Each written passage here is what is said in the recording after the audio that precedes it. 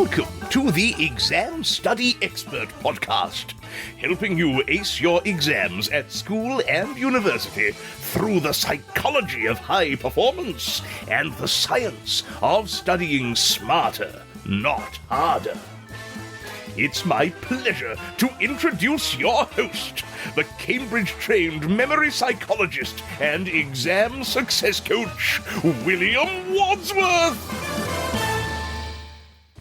Hello and welcome to the Exam Study Experts podcast. Today we're kicking off a series on my favourites of all topics, the science of learning and memory and how to apply it to help you study smarter. To lay the groundwork for what is going to be, I hope, a really, really great series on the podcast, I'm welcoming Peps McCrea back to the show for a 101 on the fundamentals of memory. Even if you're familiar with some of the basics, Peps has a wonderful way of using analogy to deepen your intuition about what's really going on when we learn and later recall information. Really interesting stuff. I learn a lot from listening to Peps, even though I think about memory the whole time, so I hope you will too. Without further ado, let me welcome Peps directly back to the Exam Study Expert podcast, and let's get right into this. Hey, thanks for having me, William. Delighted to be here. Thanks ever so much. Well, look, by way of introduction, I wondered if we could start by just going right back to basics. So perhaps you could just spend a moment just giving us a little bit of an overview of kind of the basic cognitive architecture of memory and what's going on when we learn. Sure. So for me, I think it's best thought of as a system of two interacting parts. You know, we can think about it in much more complex ways, but I think that's the most powerful way to think about it from a learner's perspective. And those two parts are long-term memory and working memory. Our long-term memory is best thought of as a kind of like mental map of the world that we try and construct, create, fill in as we go through life, both in terms of how we understand the wider world, but also in terms of how we understand the subjects that we're trying to learn in school, in university, in life.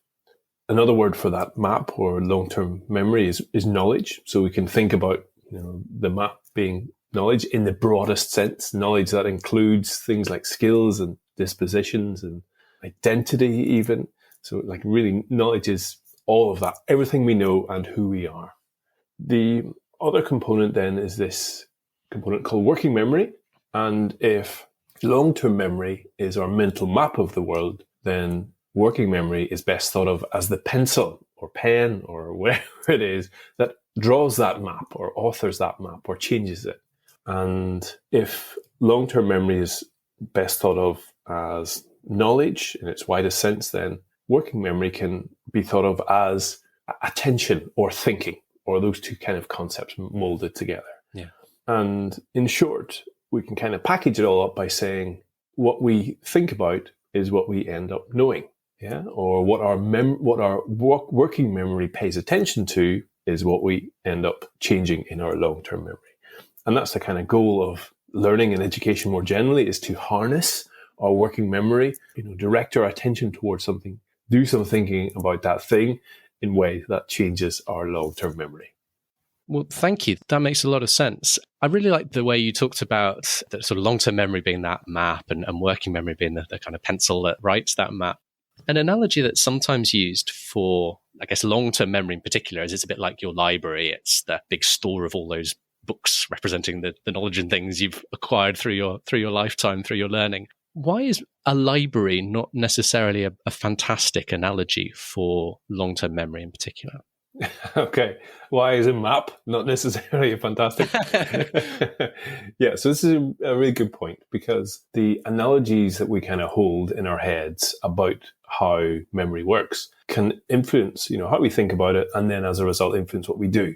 So it's important to kind of be aware of some of the limitations of those analogies and try to find better ones to plug into that map, even though the map might not be the right thing. Now, the reason thinking about our memory like a library or a computer filing system or even a map is a problem is because memories are a much more organic thing. They are hard to kind of plant. If we think about them more through like a organic analogy, they're hard to plant.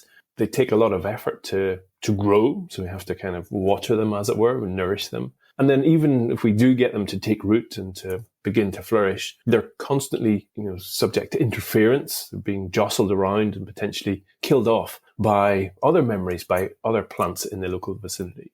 And so I think it's probably much more helpful for us to be thinking about memory as something like a rainforest or a set of paths that are trod through wooded forest or forest, rather than something like a computer filing cabinet or a library, or even a map that is, very firmly written down and never going to disappear.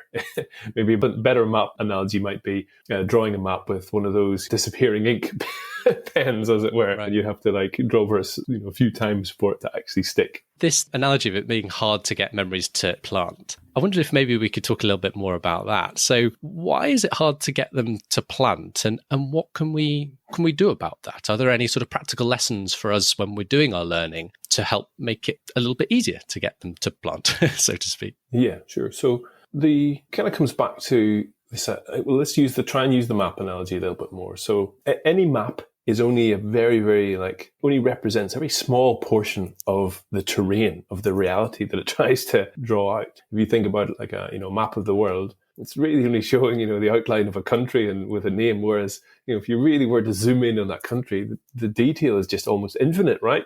But a map can't draw every single tree and every single pillar on every single blade of grass, right? It has to kind of zoom out, decide, we're going to pick this thing, going to pick the name of the country and the shape of it, and we're going to represent that. And our brains, the mental map that our brain constructs, our memories construct, is somewhat similar. We cannot possibly memorize all of the information that we come across in our lives. There's just simply far, far too much.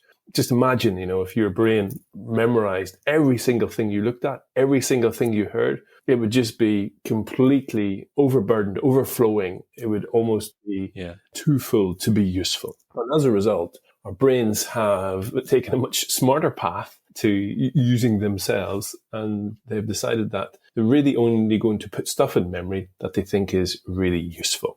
Useful for our success and our survival in life. But that potentially presents a bit of a challenge for those of us who are trying to learn some stuff that our brain might not think is highly valuable to our survival and success. And so we've got to try and approach it in a bit of a workaround way to achieve the goals that we want, and despite our brains' own intentions. And I'm sure there are various things that we can do to try and increase the chances that we plant that memory, as it were. I'm sure some of them you've discussed before on the podcast, and we've already talked about.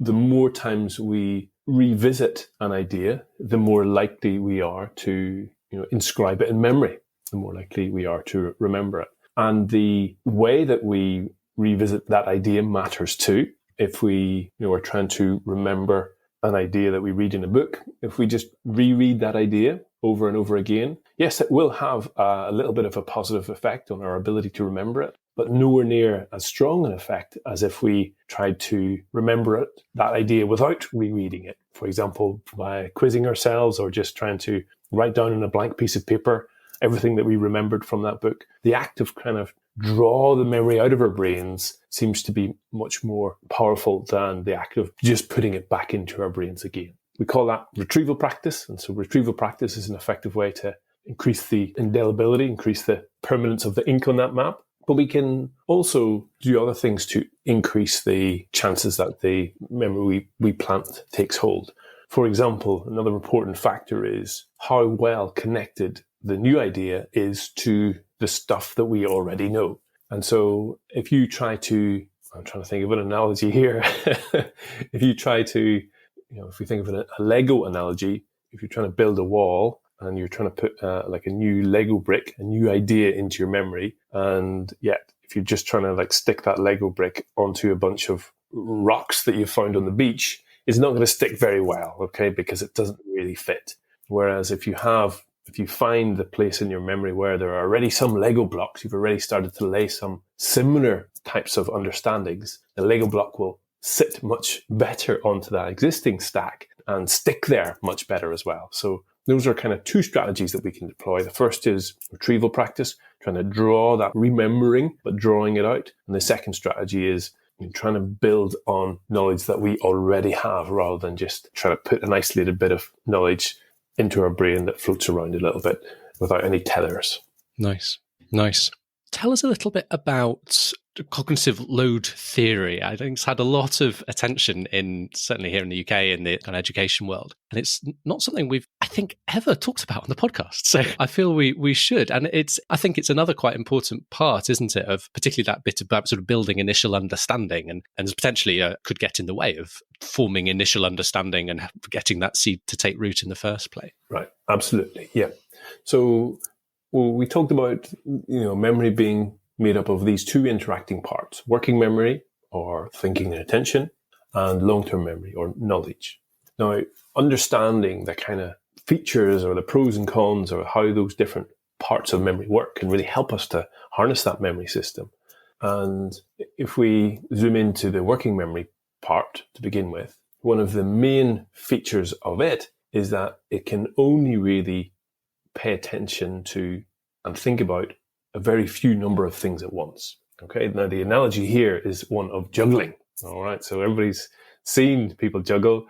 Hopefully, a few people have tried to juggle, and you will have realized that certainly as a novice, as a beginner juggler, the minute you try to juggle too many balls, you will just drop them all. Okay, you can juggle one. Most people can, juggle one. One's okay. One we can do.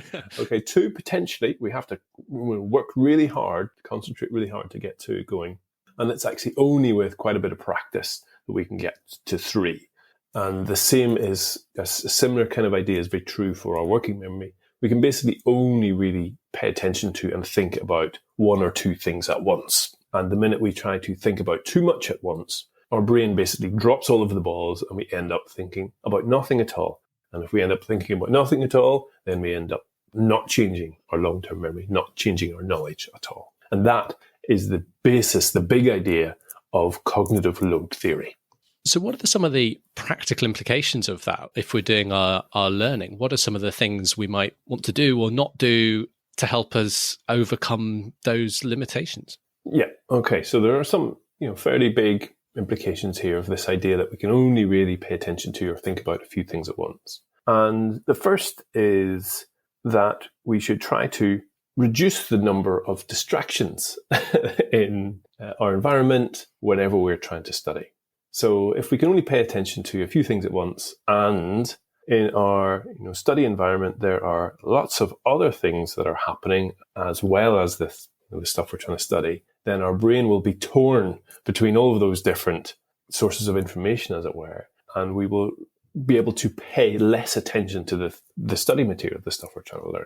What kinds of things might what might I be talking about? Well, music is a classic one. Research suggests that if there is music playing, particularly music that has lyrics in it, while you're studying, it makes it really hard for you to pay attention to and end up remembering and understanding the material that you're trying to study. If there are lots of visual stimuli, lots of posters or even a TV in the local environment, then again, that's going to be much harder for your brain to pay attention to the thing you're trying to study.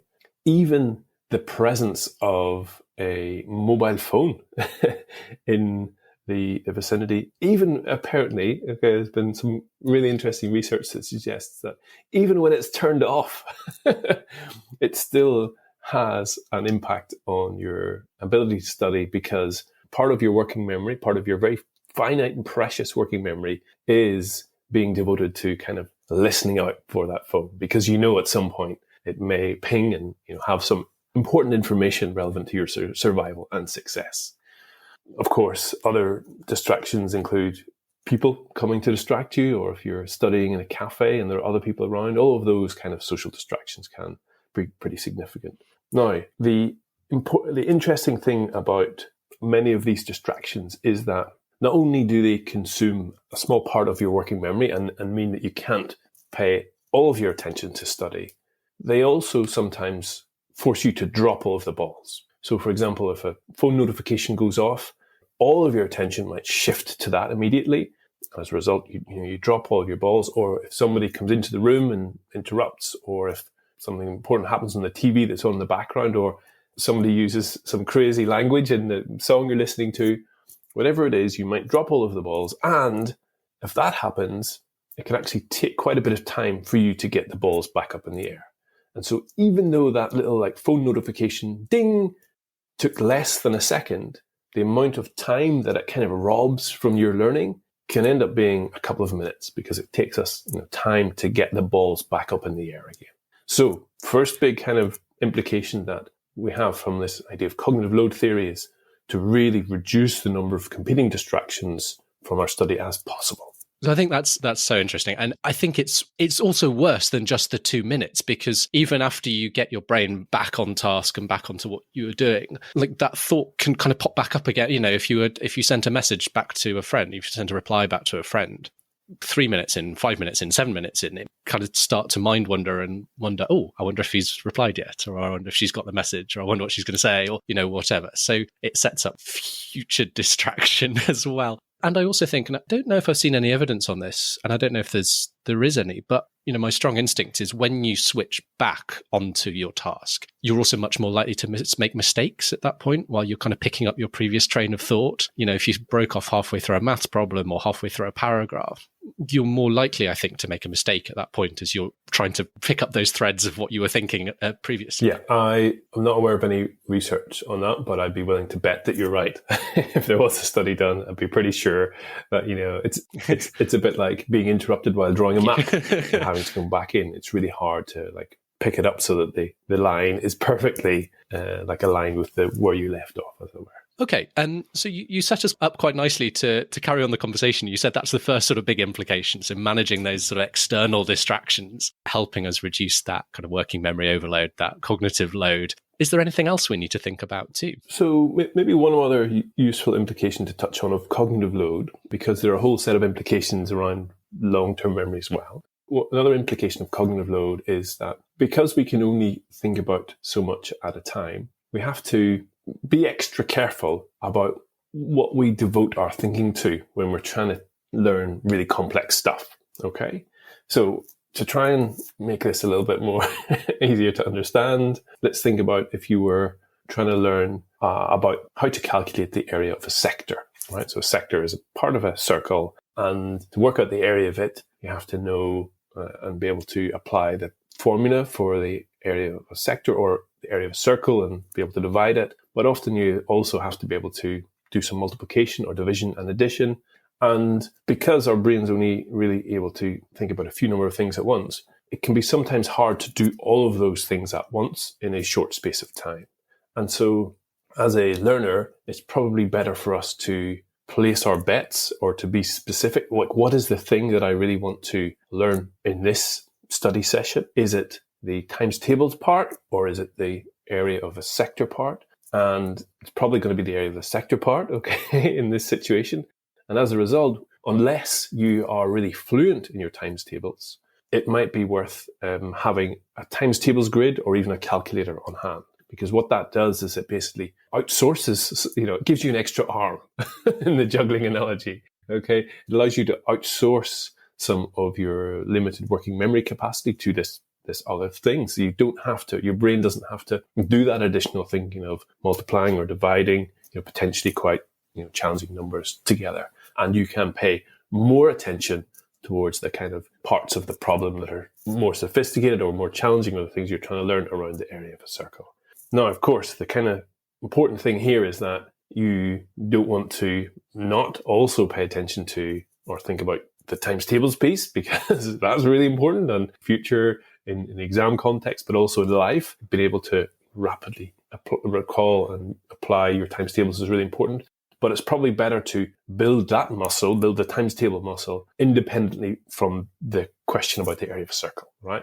And so really, this is the term that's used in cognitive load theory is overload. And so what we're trying to do in this situation is to stop our brains getting overloaded and dropping all the balls by just juggling one ball at a time and being really specific about which ball it's going to be at which particular time. Now, the final thing to say here is that if we can get to a point where we're able to recall and apply our times tables really fluently, we've got to the point where, they just come almost without thinking about it, then that kind of acts a bit like a calculator or a bit like a times table grid. It uses a really, really small part of our limited working memory. again, it's kind of like having an invisible arm that does a little bit of juggling for you. But that only happens when we get to a point where we have a really, fluent recall of that particular stuff. That's nice. Perhaps I feel vindicated. I remember taking further maths at school, at my advanced maths course that's offered in the UK, and we all got mocked. Everyone taking further maths got mocked by the regular maths, just taking normal A-level maths, because we all used we whipped calculators out at every moment, and we all did it. And I don't know. I just assumed at the time we were all getting into bad habits and being lazy about it. We could use calculators in all the exams. It was, it wasn't an exam prep problem. But now I realise, of course, we were being sensible and we were offloading some of our process, to maximise our working memory for solving the challenging problems in front of us. Absolutely, yeah. As long as you do it strategically, that's the key. Yeah. Just using a calculator all the time will end up leaving you, in a point where if you're not able to do the times table stuff in your head, then that is going to be limiting. Yeah, another kind of example within this context would be learning the formulas or learning the kind of the procedure you need to work through. And again, I guess that maybe that's something you can kind of break out as a separate thing to practice, if you're particularly at first, when you're starting to get your head around a new type of problem at first. Don't worry about trying to recall the exact formula for the sector of a circle to start with, while you're still figuring out how to do the actual calculation. Look it up, but as you're saying, like, you definitely need to be strategic about it, and at some point you do need to do that formula learning if you're going to be expected to know it. Writing frames are another, helpful kind of scaffold, as it were, or way to offload memory. If you provide yourself with a kind of writing scaffold to work within, then you don't have to think about the overarching, structure of your response. And some of the simplest writing scaffolds are just a series of questions, right? So you just decide, or somebody provides you with a list of questions that you have to answer, and that means you don't have to think about the overarching structure of your response. You can just focus on answering the question. And like you say, if you use a computer, then you won't have to worry about spelling either in that moment. Right. I'm just wondering, we were talking about maths a moment ago, and I know this is your specialist subject, so to speak. I'm just wondering if there are any other handy lessons from cognitive psychology for maths learning in particular. I think it's a good question. In general, I think the way we learn, or the way our brains are structured, and the material we have to learn in school is more similar than it is different. And as a result, I think there are probably fewer subject-specific learning strategies than you might originally assume. The one that does spring to mind is, because maths is about learning heavily abstract concepts. That's basically what maths is, just abstract ideas.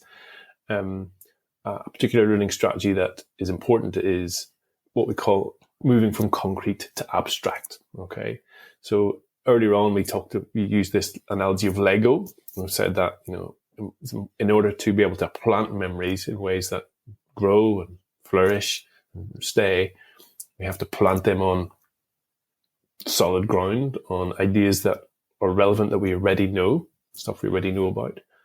And for maths, that can be a real risk, because pretty much all mathematical ideas are Lego blocks that are potentially floating around without any grounding.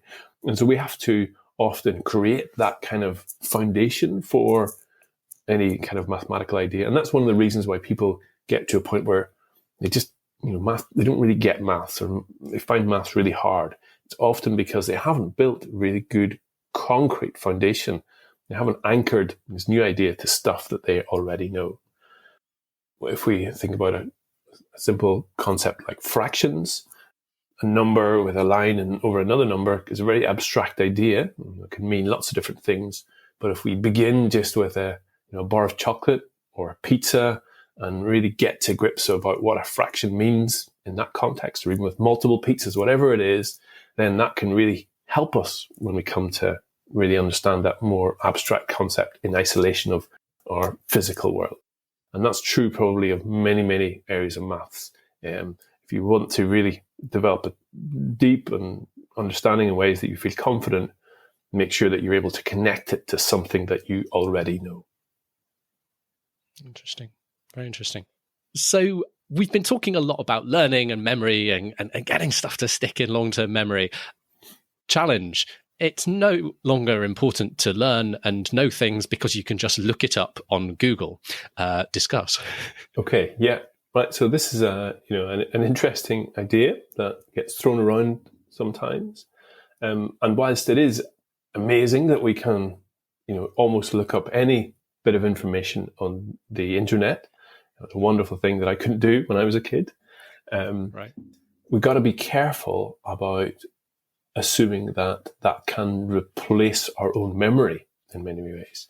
Because if we rely on looking something up, it means that we don't have that idea in our heads, and we need ideas in our heads to be able to think with, okay, not just think about. And so if we use the maths example that we had earlier, if you're just always going to be looking up your times tables, then that means that you're never going to be able to spot the natural times tables that exist in the wild or even in your exams. And you're never going to know that, 64, well, that's always going to be like a product of 2 8s on, I can divisible by 4 and 2 as well, because you need to have that knowledge in your head to be able to see all of those connections almost immediately. The same is true for history. Without an understanding of all of the various kind of things that happened in the past, it's very hard to then quickly see the connections between stuff that's happening in our present day. And so whilst, yes, it's great to be able to look stuff up, it's even better if you can look that stuff up internally. If you can get into your own memory, then it just makes your understanding of the world, your analysis of the world, even more powerful. Fantastic. Okay. Is it better to read on a screen, which is increasingly the default for a lot of people these days, or on paper? Right. Okay. Now, I spend a lot of time reading on screen, and so I'm not against screens, and certainly not against technology. I'm a huge fan of technology, but repeated studies, lots and lots of evidence suggest that actually we tend to understand better and remember more whenever we read on paper. Okay, so there's what's called a screen inferiority effect, okay, or a paper superiority effect. Okay, now it only really is true for non-fiction stuff. So if you're reading a fiction book or a kind of a narrative, anything that's a narrative, then the effect disappears. You can read it on screen or on paper; it doesn't really matter. You'll understand and remember it as much. Or if it's really short bits of information, it doesn't matter either. But if you're talking about stuff that you're trying to learn for an exam, which is normally non-fiction, and it's more than 500 words, which most subjects are, then actually the evidence suggests that you'd be better off trying to read that on paper. Now, there are a couple of reasons for that. The first is that when you read on screen, your brain has to do a little bit more juggling. Often it involves scrolling, and so your brain has to not only track the words, but track where they're moving on the screen as you scroll. There's also as we've discussed earlier, the kind of threat of notifications in the background, depending on the kind of device you're using. Yeah. And then finally, over the kind of last 10 years or so, due to our experiences with using digital technologies, our brains kind of taken on a different way of approaching them, because often using digital technologies ends up being very much a skim reading type affair, and because of the kind of incentives that come, or quick incentives that come with social media, we end up as humans treating stuff that we read on screen in a slightly shallower way to how we treat stuff on paper. And so all of those wrapped up are the reasons that if you really, really want to maximize your understanding and memory, then it's probably better to be reading a textbook or a printed out version. Now, of course, there are flip sides to all of this. technology can help us to organize lots of information. We don't want to be printing loads of stuff out because that's really bad for the environment. And I'd say there are probably some devices that are better or worse than others. So research is pretty clear, but there are lots of trade-offs that you'll need to make. And so I'm not suggesting you just go and print the whole internet out, essentially. Be selective about what's most important. Yeah, and use a textbook. I think if you have, a print textbook, if you have the option. Fantastic. But a couple of my previous questions were inspired by, as I'm sure you spotted, your evidence snacks email series, which you write for teachers. I've been getting them recently, and they're great emails. We will, of course, link to where people can sign up for that email series in the show notes, and I'd highly recommend people do, particularly if they're a teacher or an educator themselves. I just wondered if I could ask a slightly broader question based on this idea of kind of getting evidence out into education. And, you're obviously most familiar with the kind of the UK school system. And, it's been quite an exciting time in recent years for getting evidence into the teaching profession. Just curious for your kind of taking a step back, like what's your perspective on how far we've come and perhaps where we still need to go from here? Yeah, I do think it has been a really exciting period in the history of the profession. In the last 10 years, I'd say, in particular. 15 years ago, there were very, very few schools, very few teachers who were employing evidence-informed approaches, evidence-informed strategies routinely within their classes. I was a teacher then, and I was doing all sorts of crazy stuff. I was using Brain Gym because, somebody had told me that was an effective strategy. I was catering to what I perceived were people learning styles. And we know now that both of those things are a myth and potentially actually, damaging for learners. I'm pretty confident that in England, at least, there is going to be a lot fewer teachers using strategies like that, and a lot more teachers leaning on strategies that have some form of evidence base, such as retrieval practice, some of the implications from cognitive load, even ideas from the kind of more social and emotional side of the evidence around belonging and motivation. And so, yes, I think we have come a long way in 10 years. I find it really encouraging and heartening because the more our practice is grounded in evidence, the more chance that it helps our students to learn stuff and develop agency and be able to go out and live great lives. However, there's still a hugely long way to go before we can begin to rest on our laurels, if we ever get to that point. And I think a useful contrast is the field of medicine. In medicine, they have a really strong research pipeline. There's constantly really high quality, relevant evidence coming through the door that they're able to grapple with. There is sufficient funding that allows doctors to be able to study for many, many years and continue to study throughout their professional lives. And they have, the NHS has a huge amount of support from the public at large, which enables that kind of funding and status that comes with it. Now, we don't have those things in place quite yet. However, I think that will be the next 10 years. If you come back to me in 2033, William, I'd like to hope that we've made some progress in some of those aspects. And together, those things hopefully will allow us to take another step towards being an even more effective profession.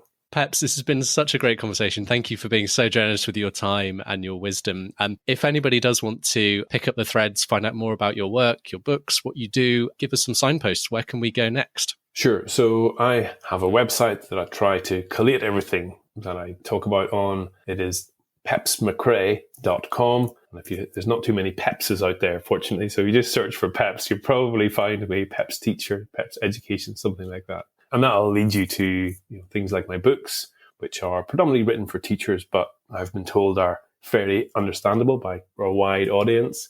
And that'll direct you to my weekly newsletter, which is called Evidence Snacks, which essentially tries to help teachers and potentially learners to keep up to date with the latest thinking and evidence around effective teaching and learning. All highly recommended. Definitely come with a stamp of approval on all fronts. Peps, thank you so much. It's been really great to talk today. Thanks again. Thank you, William. Bye. Well, I hope you enjoyed that as much as I did. Thanks again, Peps. This episode was actually recorded last year, 2023, so we're now already into 2024 at the time this is coming out. So we're just 9 years to go to our 10-year check-in that Peps was suggesting a moment ago. If you enjoyed this episode, do check out Peps's previous appearance on the pod, episode 136 on the science of motivation to study, which was part of Motivation Month back in July, and touches on that theme of belonging and motivation that he touched on a moment ago. We also touched on his Evidence Snacks email series that he writes every week for teachers. It's a really excellent series, as I said in the interview. And at time of broadcast of this episode, so since we did the interview last year, we have put together, Peps and I, a short guest series, co-authored it together, of that weekly email. And we've written that together. So that shares some of my research and my kind of favourite practical ideas on how to help students study smarter. So the first instalment of that series came out last week on the phenomenon of resistance to retrieval practice, why it's difficult to retrieve sometimes, why we resist doing it, and how to overcome that. And then there'll be 2 more emails in this same series over the next fortnight on the Evidence Snacks email list on some of my other biggest lessons learned from now many years of teaching effective study strategies. So I'll pop the link to the where you can sign up to be on the Evidence Snacks email list. I'll pop that in the show notes if you are interested. Again, particularly recommended if you are a teacher or educator of some kind, and you can also view past installments online, so don't panic if you were interested in last week's topic or you're listening to this in the future. You can the Peps publishes all the emails as an archive as well, so you can find that too. For now, I just want to wish you every success in your studies this week, and I look forward to see you back here on the podcast soon. Thanks ever so much. Wishing you all the best.